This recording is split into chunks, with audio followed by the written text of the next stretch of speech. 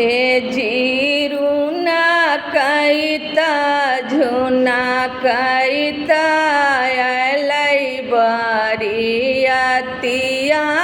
से हनाइत आबले निशान। हे जी हाथी से घोड़ा चढ़ी आवथिन सुंदर दुल्हा कौन हाइन ससुर जी के मकान। ए जी जीना कारा घरवा में घानी फूलवरिया राम जी उरे हल हन मकान।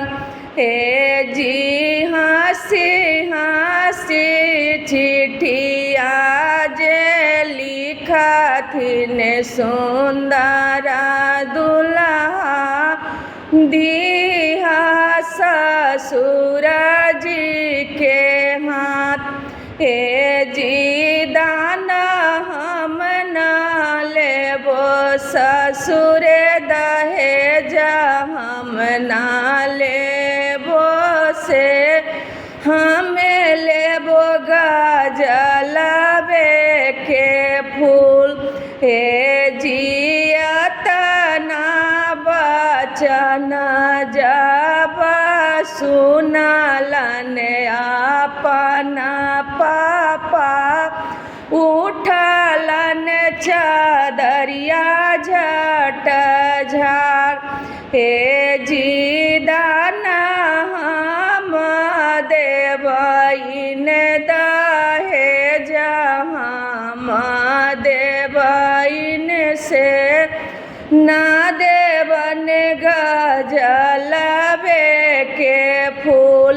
हे जी हमारो सुंदर बेटी अपने दुलरनी से खेलतन गजलबे के फूल।